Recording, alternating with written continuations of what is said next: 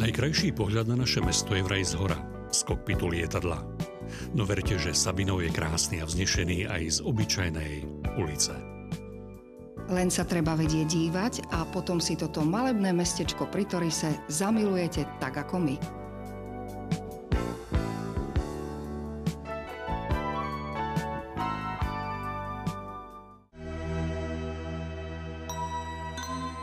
...28.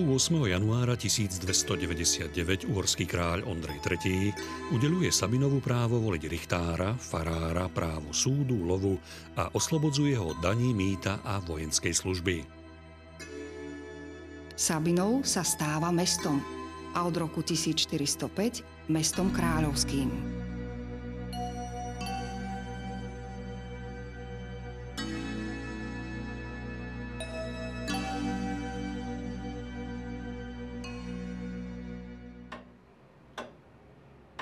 Pozostatky vznešeného pôvodu a členstva v Pentapolitane, združení 5 kráľovských miest na území východného Slovenska, môžete vidieť aj dnes, hoci hodiny na 4 stranách kostolnej veže už odrátali viac ako 6 storočí.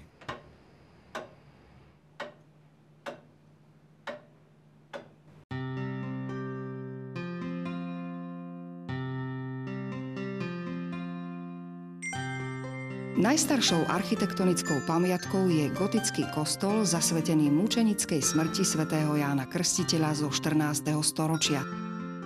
Pôvodnú jednoloďovú stavbu v roku 1461 zničil požiar. Prestavba trvala do roku 1523. Počas nej k jednoloďovej stavbe pristávali z južnej a severnej strany ďalšie bočné lode. Hlavný oltár je z dielne majstra Pavla z Levoče a jeho originál sa nachádza v Národnom múzeu v Budapešti. V tesnej blízkosti stojí kostol zasvetený na nebovzatiu Panny Márie a renesančná zvonica z roku 1657.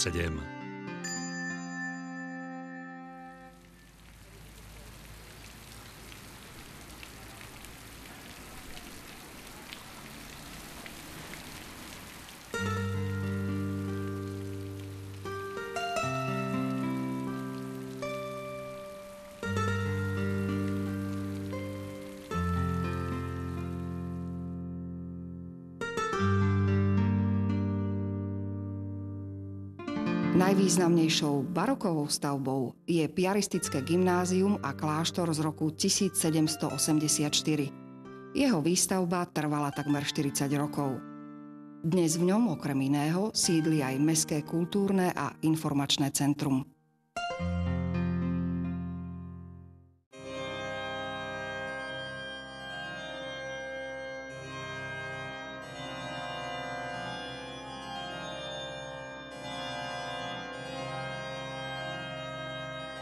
Najvzácnejšie pamiatky z obdobia klasicizmu sú dva evanjelické kostoly.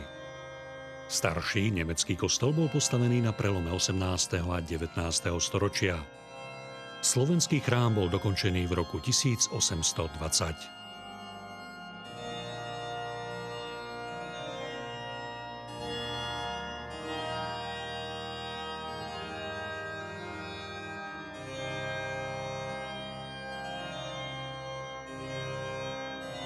Okrem týchto architektonických pamiatok slúžia pravidelným liturgiám aj grécko-katolícky chrám Najsvätejšieho srdca Ježišovho, postavený začiatkom 20. storočia, a podstatne mladší pravoslávny chrám Záštity Presvätej Bohorodičky.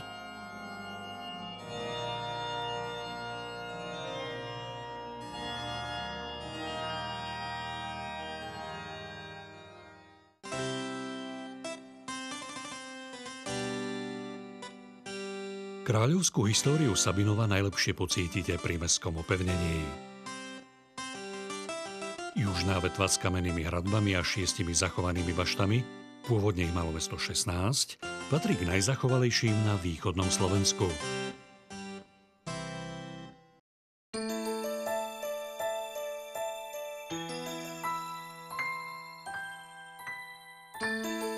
K dominantám mesta patrí aj budova radnice. Postavená bola na prelome 19. a 20. storočia a podobne ako vtedy, aj dnes sa v nej rozhoduje o veciach pre život mesta veľmi dôležitých.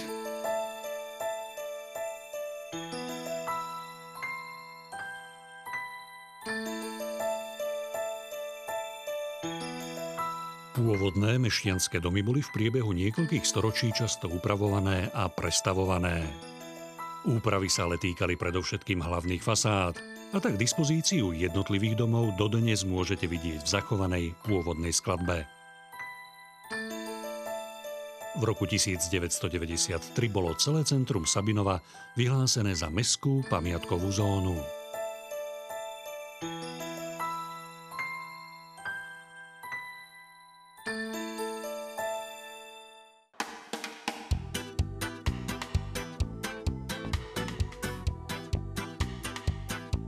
Súčasný Sabinov je moderným a kultúrnym mestom, v ktorom žije, pracuje, chodí do školy, oddychuje, zabáva sa, tvorí a športuje viac ako 12 000 obyvateľov.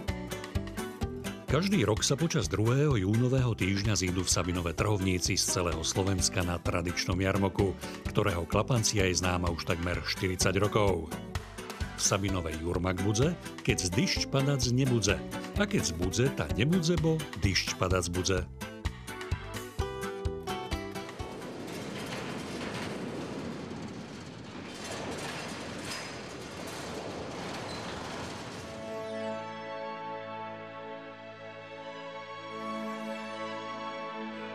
Nedaleko mesta leží jedno z najkrajších poľných letísk na Slovensku. Desiatky rokov tu pôsobia sabinovskí nadšenci milujúci lietanie. Združení sú v aeroklube Sabinov a okrem lietania a výcviku mladých pilotov organizujú aj tradičný letecký deň. Býva koncom leta a je sviatkom pre všetkých nadšencov krásnych strojov a voľnosti.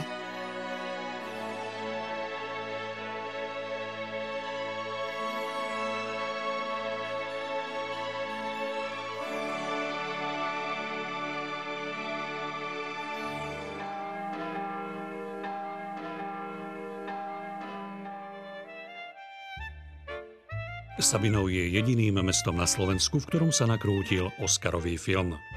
Obchod na korze s Idou Kaminskou a Jozefom Krónerom v hlavných úlohách nakrútili v roku 1964 režiséri Elmar Klos a Ján Kádar. O 2 roky neskôr získal ako najlepší cudzojazyčný film Zlatú sošku Oscara.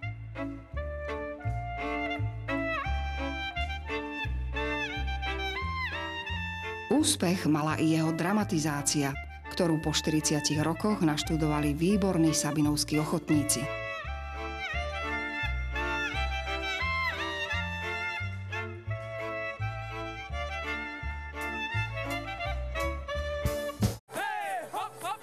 Uchovať šarišské folklórne tradície sa snaží súbor Sabinovčan, ktorý absolvoval stovky vystúpení nielen na slovenských pódiách, ale aj v Turecku, Francúzsku, Alžírsku či ďalekej Číne.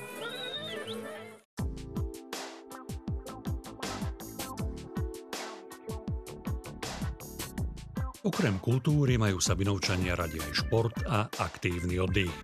V lete najmä na mestskom kúpalisku s viacerými bazénmi s vyhrievanou vodou. Zima zase ponúka perfektné možnosti na zjazdové a bežecké lyžovanie.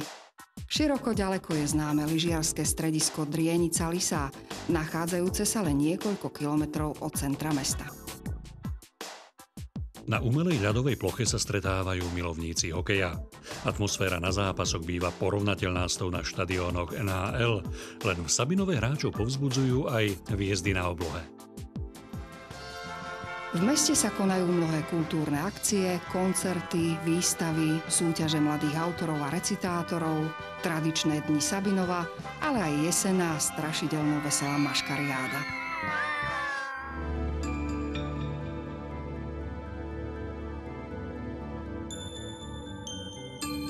Sabinovčania sú na svoje mesto hrdí a ich vzťah k nemu budete cítiť pri každom rozhovore.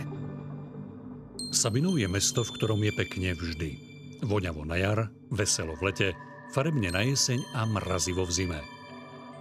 Sabinov je mesto, v ktorom sa ľudia dobre cítia. Ak ste tu ešte neboli, Príjmite naše pozvanie.